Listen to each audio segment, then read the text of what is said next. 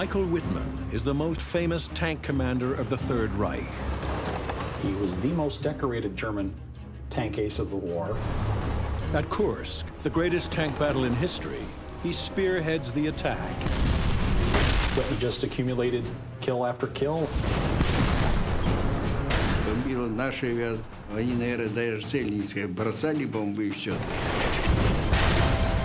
In Normandy, Wittmann single-handedly halts an Allied advance.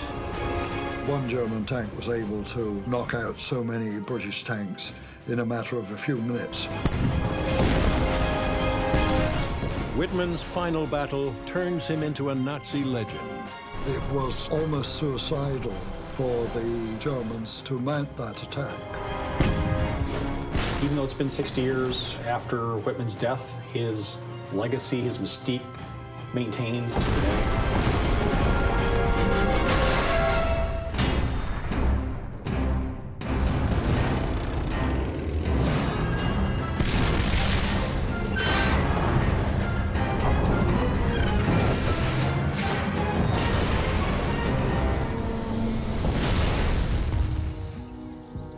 Le Cam German Military Cemetery, Normandy, France. 21,000 graves, a monument to the death of the German army in Normandy and to the downfall of Adolf Hitler's reviled Third Reich. And yet amongst the rows of unadorned gravestones, there is one man's grave that is always honored with fresh flowers. His name, Michael Wittmann. Wittmann is considered the greatest tank ace of all time. He was the ace of aces. Many people say that he was a very quiet, likable man. He wasn't your typical Nazi. Most tank commanders weren't personally decorated by Hitler, but most didn't quite stand out with the number of kills that Wittmann did. Wittmann's mentality was aggressive, motivated, disciplined, kind of encapsulates the Panzer arm of World War II into a person. Wittmann died here in the fields of Normandy. But his legend began in the fields of Bavaria. Born in 1914 on a farm south of Nuremberg, Wittmann was a country boy living the healthy outdoor life. At 19, Wittmann is drafted into the army for compulsory service, as all young men are in the Germany of Adolf Hitler. In 1937, after completing his service, Michael Wittmann, aged 23, eagerly volunteers for Hitler's personal bodyguard, the Leibstandarte, SS Adolf Hitler. It's an elite unit. They were in parades, they were very regimented. It would have been hand-picked personnel. They would have had certain height and physical fitness requirements, a certain look. He's not only a volunteer, but he's seemingly politically indoctrinated to want to be part of this unit. I swear to thee, Adolf Hitler, as Führer and Chancellor of the German Reich, loyalty and bravery. I vow to thee obedience unto death. Being the honor guard, I'm sure it was very appealing to somebody in their early 20s. With the black uniforms and the smart look and the whole elite quality about them. Michael Wittmann embraces absolute loyalty to Adolf Hitler and his policy of persecution of the Jews, and to his program of conquest and expansion of the Third Reich. But in September 1939, Hitler invades Poland, triggering the Second World War. Now for Wittmann and his generation of young Nazis, the parades are over and the fighting begins. Because of his excellence as a driver, Wittmann is given command of a reconnaissance vehicle. By early summer 1941, the Nazis are the masters of Europe.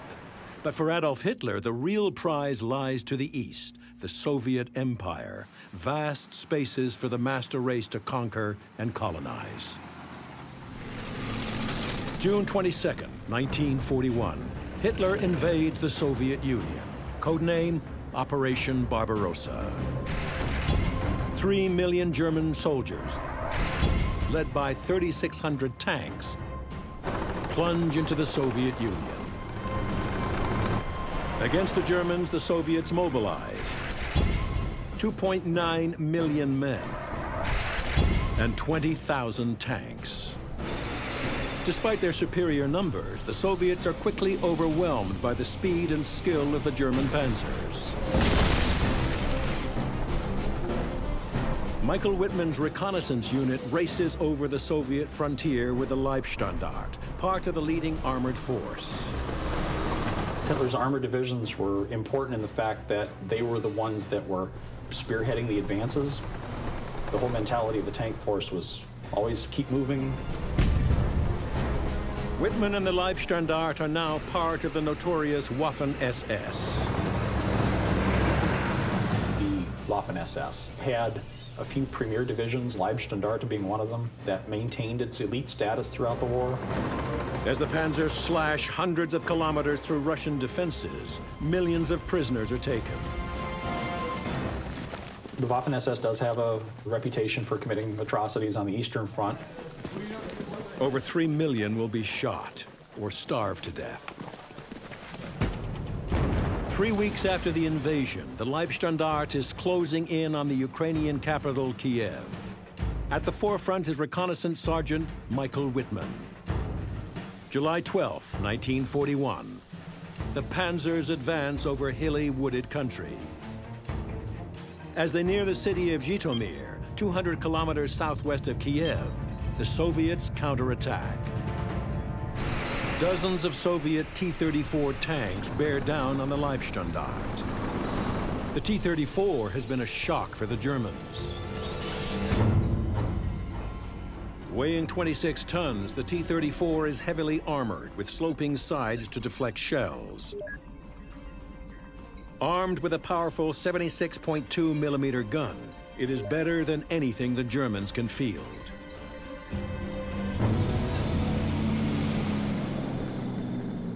Wittmann is ordered to reconnoiter the enemy forces in a Sturmgeschütz 3 or Stug.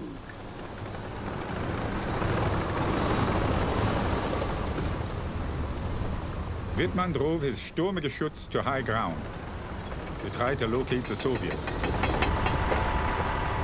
He spotted 2 groups of Soviet T-34 tanks, 6 coming from northeast and another 12 from the east. That meant 18 T-34s against Wittmann's single assault gun. It was no match. Wittmann had to act quickly to even the odds. He ordered his driver to take the Sturmgeschütz off the high ground. Wittmann has been ordered not to engage the enemy tanks, as the heavier T-34s outgun his Sturmgeschütz 3. Sturmgeschütz is designed initially to be infantry support. It's not designed to engage other tanks. Built on the chassis of a Panzer III, the Stug is a turretless assault gun, which means the driver has to swing the whole vehicle around to aim its high-velocity 75 millimeter cannon. The Sturmgeschütz has a movable cannon of 24 degrees only. You have to face the enemy straight forward, not from the side. If you see the enemy, you have to turn. Despite being outnumbered and outmatched by the Russian tanks, Wittmann disobeys his orders and attacks the T-34s. His personality that was mated to the Panzer credo of attack, that would have been the first thing he was looking for, was an opportunity to be preempted.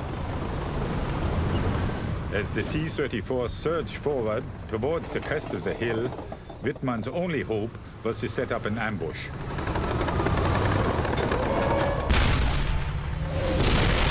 It was a direct hit. A second T-34 surged over the hill. It went up in flames. A third T-34 managed to get a shot at Wittmann's Sturmgeschütz. The T-34s were not as accurate, we thought at least, than ours. More Russian tanks poured forward. There were just too many. Wittmann headed for cover. He used the assault gun's low profile to hide it in a small wood. I liked the Sturmgeschütz because of the low silhouette. And that gave me a feeling being safer. But facing so many T-34s, there was nowhere for him to hide.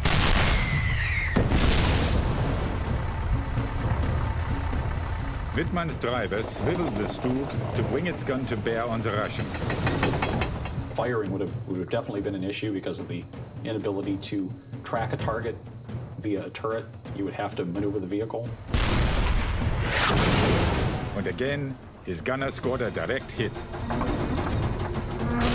With the T-34. The only weak part is between the turret and the body, to get right into the crack. Another T-34 tried to target the thin side armor on the Sturmgeschütz. Wittmann had to turn quickly and fire before the Russian got in a shot. You hit the tracks if you can.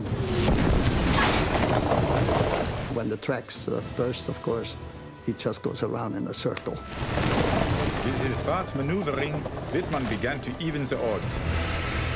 Then, 3 more enemy tanks attacked. Wittmann opened fire. Only one of the Soviet tanks escaped. 6 of the formidable T-34s destroyed in just a few minutes. Wittmann and his crew stopped the Soviet armored attack. For his actions, Wittmann is awarded the Iron Cross Second Class. Impressed by his exploits, Wittmann's commanders send him back to Germany to train to become an officer of the SS. Wittmann's career is on the rise. Autumn 1942, Bad TÖLZ, Germany. Michael Wittmann begins his training in Heinrich Himmler's Waffen SS school. Its aim is to form a new SS military elite, the future leaders of Hitler's Nazi empire. Wittmann graduates as an SS second lieutenant and is soon training on Germany's newest tank, the Tiger. Hitler's answer to the Soviet T-34, it is the most formidable tank in the world. At 100 millimeters, the Tiger's frontal armor is virtually impregnable. Its 88 millimeter gun can cut through a T-34 at over 2 kilometers. Wir waren und Tigerleute, waren stolz, hatten das beste Gerät, was wir hatten. Es war auch ein guter Panzer und wir waren zum ersten Mal den russischen Panzern haushoch überlegen. In February 1943, Wittmann is called back to the Russian front as part of the Leibstandart's new Tiger Company. But by the summer, the tide of battle is turning against Germany. Soviet forces surge west, creating a huge bulge protruding into the German lines near the Russian city of Kursk. Desperate to regain the initiative, Adolf Hitler plans a counteroffensive, Operation Citadel. It will be a two-pronged attack from north and south to chop off the bulge, leaving 500,000 Soviet soldiers cut off and trapped. For the Citadel offensive, the Germans have amassed 780,000 men and 2,500 tanks. To meet the Germans, the Soviets field almost 2 million men and more than 5,000 tanks. The Leibstandart will be at the front of the southern attack. With them at the spearhead will be Michael Wittmann, now commanding a platoon of 5 Tiger tanks. On the eve of battle, Wittmann's commander reads out Adolf Hitler's message to the crews. Soldiers, today You set out on a great offensive, whose result can decisively affect the outcome of the war. My soldiers, now, finally, you have better tanks than the enemy. The German homeland looks to you with ardent confidence. We just thought we were superior to the Russian tanks. At least we were brainwashed to believe that, which helps to make you feel superior, you know. You know what propaganda does. July 5th, 1943. At dawn, the Tiger crews wait for their attack to begin. The order came over the tank radios. Panzers, forward! As we advanced, we were met by a relentless storm of fire. The Russians had prepared line after line of defenses, with dug-in T-34s. Because the T-34 was inferior to the Tiger I, it needed to compensate for its deficiencies. One of the ways was to have pre-dug positions for the vehicles. The incoming round would have to penetrate several feet of dirt to be able to actually get to the vehicle itself. The Tiger's powerful 88mm gun is able to break through the Russian defenses.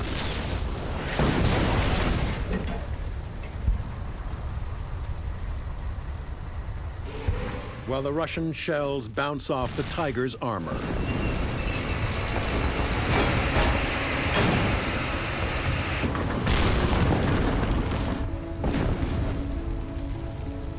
Overcoming line after line of Russian defense, Wittmann and the Tigers pushed towards their objective.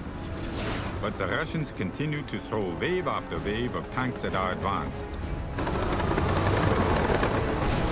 These were all fresh targets for Wittmann's gunner. Wittmann's tank kept moving, firing as it turned, smashing one T-34 after another. Knocking out 8 tanks and 12 anti-tank guns, this first day of battle has been a success for Wittmann and his elite crew. We call it zusammengespielt, played together, you know, so that one interacts with the other the right way. The loader, the gunner, the commander, the driver, the radio man. It's a tightly knit group. July 12th, 1943. The Germans set off to assault the final Soviet defense line before Kursk. Wittmann's commander is wounded, and Wittmann must take over command of the Leibstandart's Tiger Company, just as the Battle of Kursk is about to reach its climax.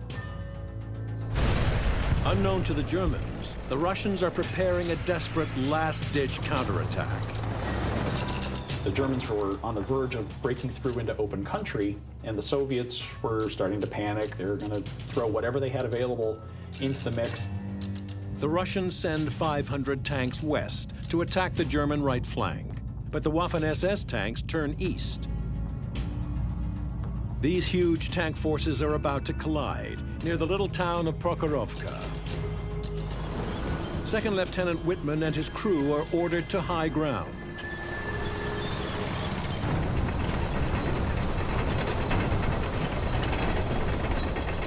In the distance, what seemed like a dust cloud was rising. Suddenly, hundreds of Soviet tanks appeared at the crest of a hill, headed straight towards Wittmann. We were in shock. The Soviets were not on the defensive, they were attacking. Just 1,600 meters from Wittmann, more than 100 Soviet tanks are charging towards him, over the gently rolling land of the steppe. We had a number of hills, but it was predominantly open terrain, so the Tiger tank could engage at long distance. With a well-aimed shot, a Tiger can knock out a T-34 at a distance of 2 kilometers. But the Russian tanks have to get much closer before their guns can have any effect on the Tigers. Wir kamen im Angriff, man muss sich das so vorstellen, Panzer an Panzer, die große Kette, und auf der anderen Seite kam die T-34 an. The T-34s raced towards us, trying to close the deadly gap. They came back into view, now only 800 meters away. The Tigers opened fire.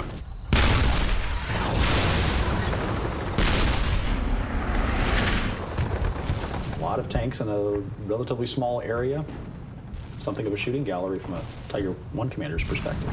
The T-34s were still not close enough to penetrate the armor of the Tigers, so they had to keep advancing, straight through our barrage. They got to 700 meters. Getting closer. And closer. The Tiger guns were belching fire, but there were too many. They couldn't all be stopped.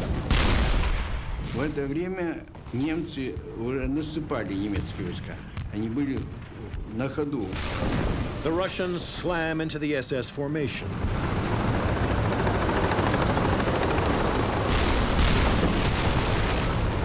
Они рассчитывали, что мы в контратаке это будем, а тут хлестнули две массы. At close range, the German tanks are vulnerable. Wittmann's Tigers spring into action. Wittmann's gunner fires on the move, again and again. One of the reasons that Wittmann was so successful as a Tiger commander was his ability to fire while moving with the vehicle. And that way they could acquire the target, but they'd get rounds on the target more quickly. Such a technique wasn't normal. In fact, German regulations stressed that the tanks should not fire when on the move. It's basically a waste of ammunition. But Wittmann and his crew have mastered the difficult technique, using it to their advantage. From Wittmann's perspective, Prokhorovka would have just been chaos. It would have had firing at close range. Wittmann's tank is hit twice, but keeps on fighting. Gemetzelt auf beiden Seiten, Panzer auf Panzer. The battle rages for hours. The Russians take appalling losses. But they succeed in slowing the German advance. Бомбила наша авиация, бомбила немецкая. Я думал, что они, наверное, даже цель не искали. Бросали бомбы и все. Kursk is considered one of the greatest tank battles in history because of the numbers of tanks and other armored vehicles involved in a relatively small area. Our Tiger Company had a series of fine successes.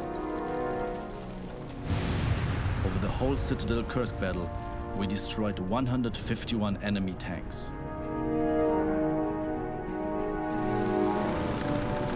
Despite the success of the Tiger units, the ferocious Russian defenses has stopped Hitler's offensive. The Germans have lost the decisive tank battle on the Eastern Front.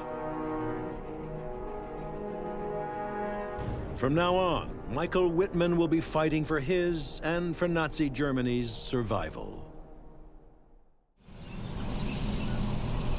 In its third winter on the Eastern Front, the German army is in full retreat. The Russians have pushed them 500 kilometers from Kursk back into the Ukraine. Michael Wittmann's Tiger unit is fighting a series of desperate rearguard actions. Tiger units would have been sent from one sector of the front to the other to try and plug gaps that had been opened up by Soviet armored forces and attempted to blunt them so that way German forces can continue their retreat to the west. The rapid Russian advance leaves the Soviet supply lines stretched dangerously thin, making supply convoys a vital necessity. December 6, 1943. Wittmann and his unit, now designated the 101st SS Heavy Panzer Battalion, are poised to attack a Soviet supply convoy near the town of Brusilov.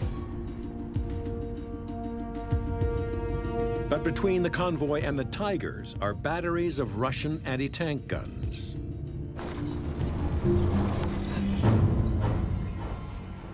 The Soviet 76.2 millimeter divisional gun is a tank killer.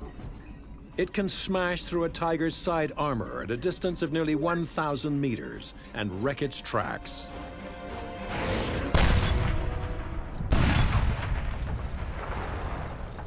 To kill these anti-tank batteries, Wittmann's tactic is to play a dangerous game, using himself and his tank as bait.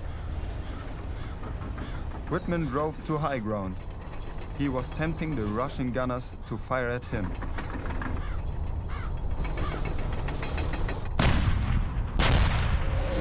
They took the bait, but now the gunners had revealed their positions.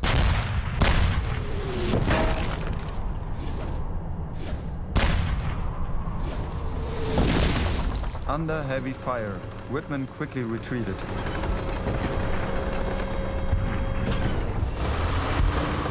Then our Tigers raced at the anti-tank guns from their blind spots, charging straight at them before the Russians could turn the guns around.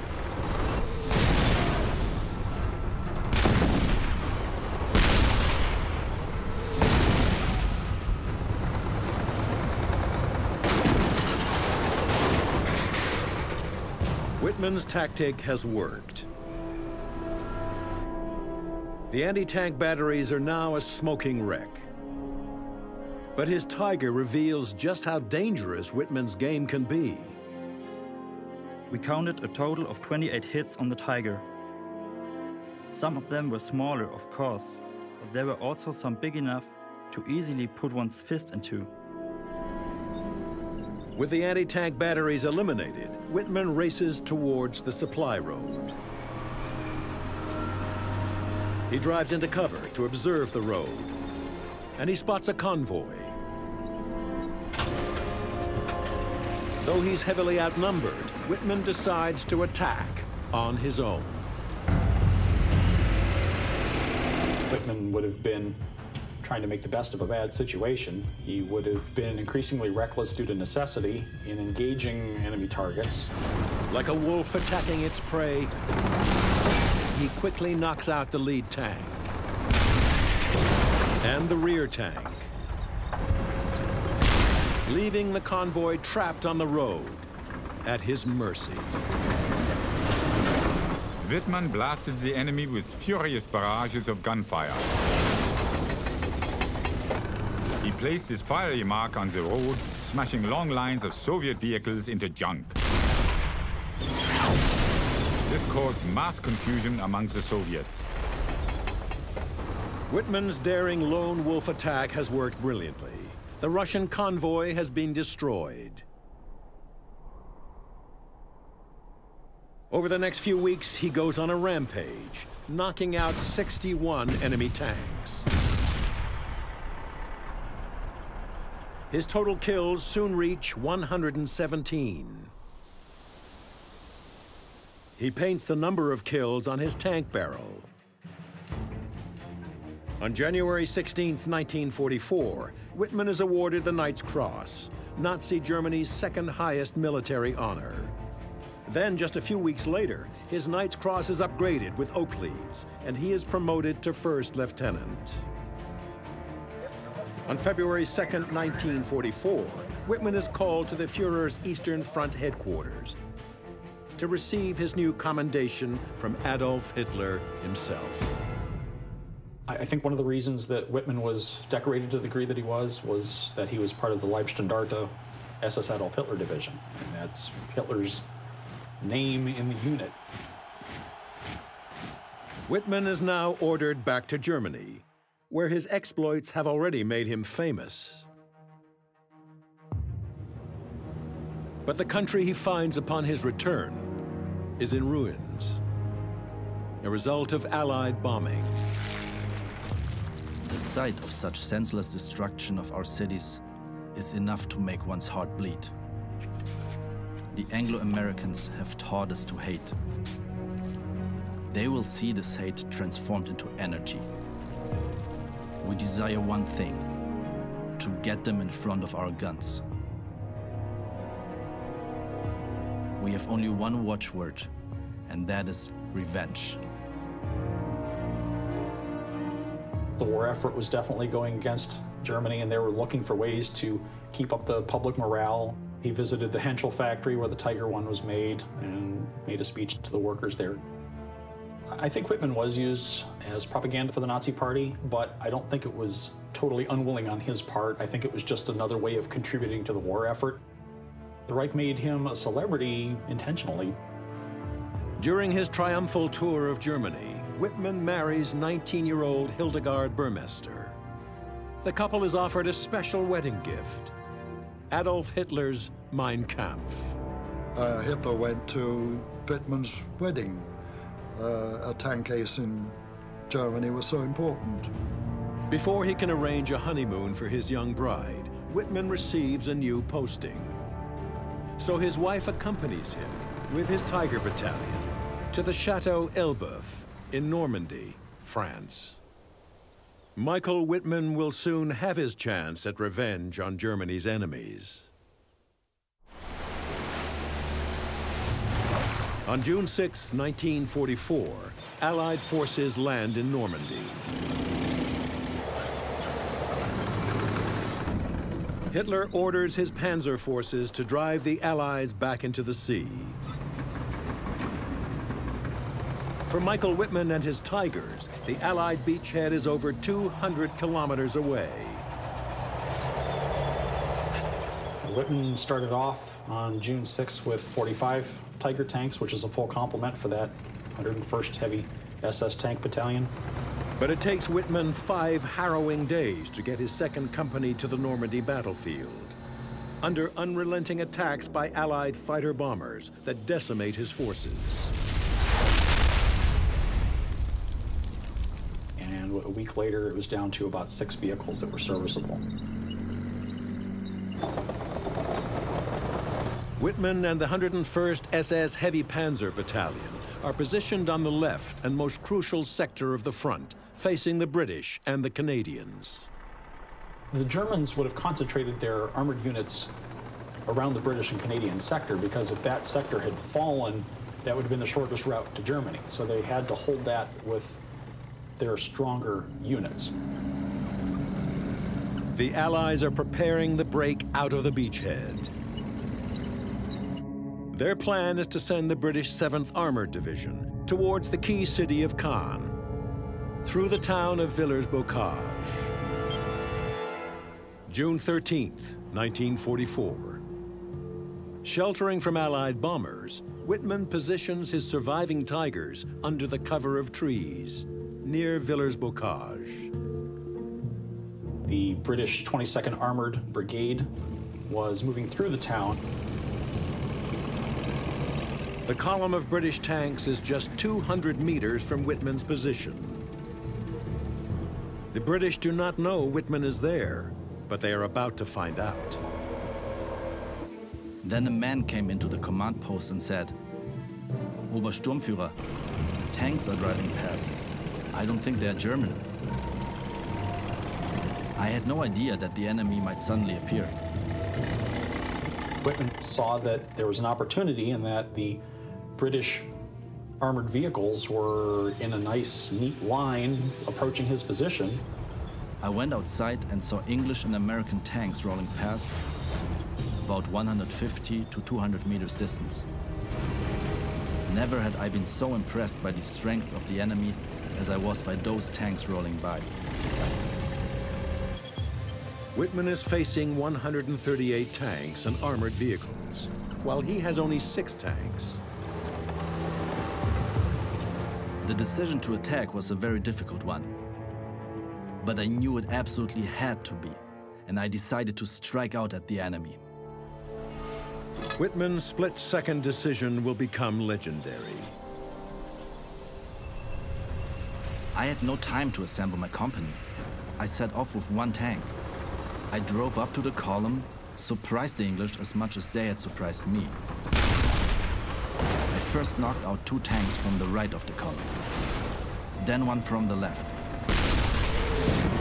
With them being in such close proximity to each other, there was no room to maneuver. I then turned about to the left and attacked the armored troop carriers in the middle of the armored regiment. They never left the road. They were so surprised that they took to flight, but not with their vehicles. Instead, they jumped out, and I shot up the battalion's vehicles as I drove by. I drove towards the rear of the column on the same road, knocking out every tank that came toward me. The enemy was thrown into total confusion. I was able to take out tanks as well as armored troop carriers. Then I drove straight into the town of Villers-Bocage. The town has already been occupied by British armor.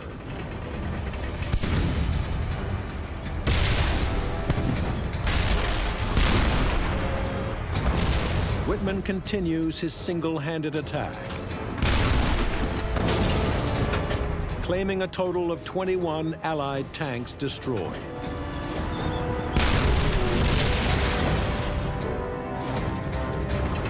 I got to approximately the center of town,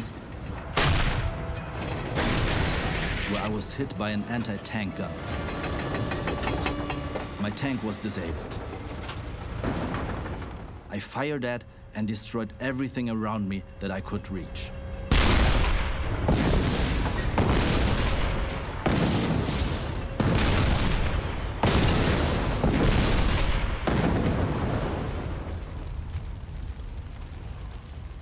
I then abandoned the tank.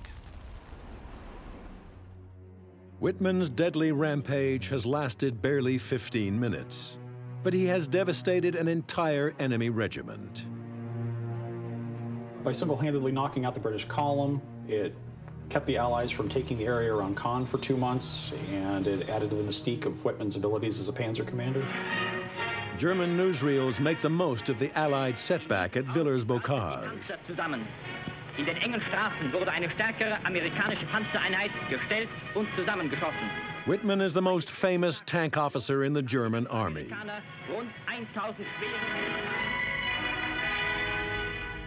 But the following day, the stress of battle shows on his face. Wittmann is celebrated for his astounding feat by 1st SS Panzer Corps commander Sepp Dietrich, who recommends him for yet another commendation. In July, Wittmann is once again personally decorated by Hitler, this time adding 2 swords to his Knight's Cross with oak leaves. Wittmann was the most decorated tank commander, not only for his experience on the battlefield, but I would think also for the propaganda value that could be showcased through him. And so Michael Wittmann reaches the height of his fame in Normandy. And it is in Normandy that his fate and his myth will be sealed. August 8th, 1944, 2 months after Villers-Bocage. Michael Wittmann is now a captain and acting commander of his battalion. Yet as Wittmann's career soars, Hitler's army in Normandy is headed towards destruction. Now the Allies launch a decisive punch, codenamed Operation Totalize. British and Canadian armor storms along the Caen-Falaise road, smashing 14 kilometers through the German lines towards the village of Sinto. As 300 Allied tanks bear down on Sinto, the 12th SS Panzer Division is ordered to bar their advance. With the remnants of the heavily outnumbered division is Captain Michael Wittmann, with a small group of Tiger tanks. The division's leader, Colonel Kurt Mayer, now orders an immediate counterattack. Wittmann's Tigers were standing ready behind a hedge east of Sinto. We had to risk the attack in order to win time. It was almost suicidal for the Germans to mount that attack, but this was their system. If they were hit, they would hit back immediately.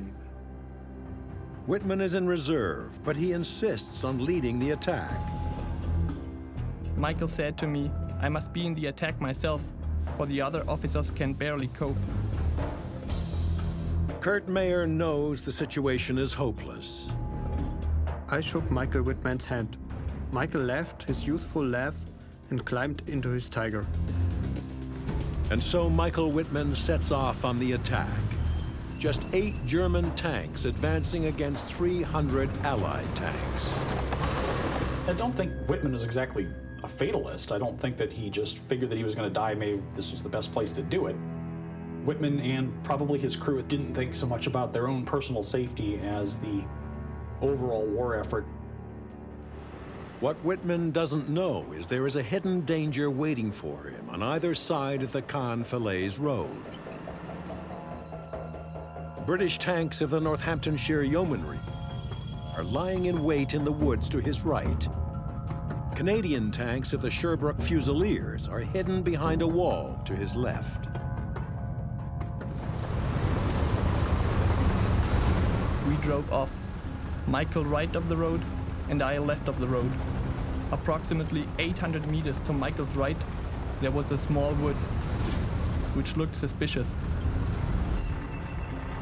British tanks hidden in the woods observe Wittmann. There were certainly four Tigers, which came down on what would have been our side of the main road. The Canadians of the Sherbrookes were, as far as I can see, actually much nearer, but they were on the other side of the main road. The Canadian tanks are hidden from Wittmann's view behind a long chateau wall. We sneaked up right beside a brick wall and got in reasonable cover.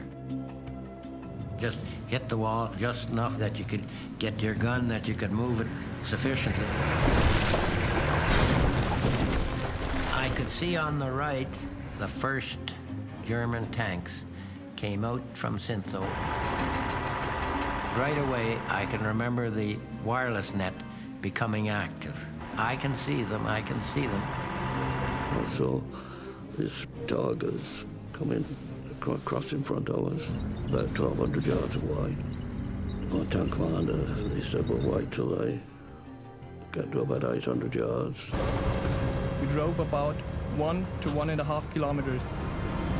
I was now starting to get a bit itchy. The Allies not only have the element of surprise, they have a new tank, the Sherman Firefly.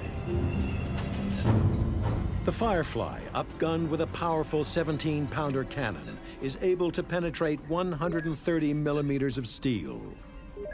Enough for even the thickest armor on a Tiger. For the first time, we realized that we now had a tank which was equal to the Tiger. Wittmann's Tigers are now in the kill zone.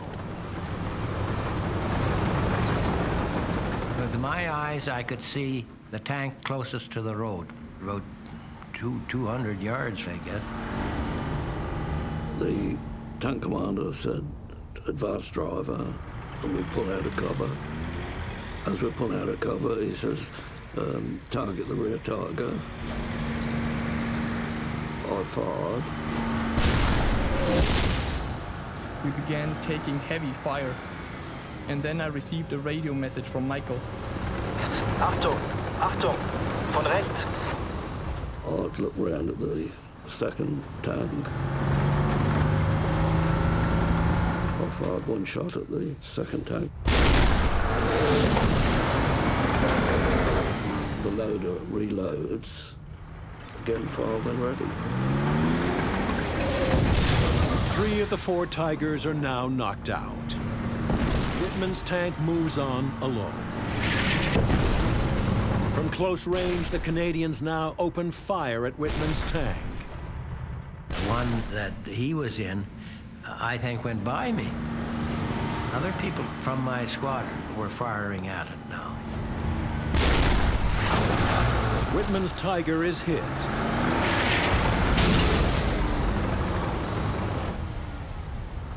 When I got to within 300 meters of Michael's Tiger, flames suddenly shot from the tank.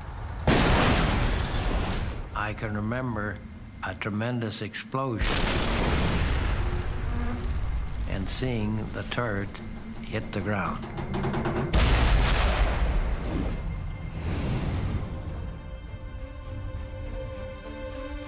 August 8th, 1944. Michael Wittmann has fought his final battle. Whether his last thoughts as he went down the road were simply, Valhalla, here I come, a sort of a death wish. He must have known there was no way they were going to win. August 25th, just days after Wittmann's death, the German army in Normandy is defeated. Many of Hitler's soldiers remain in Normandy, buried in Lacan German military cemetery.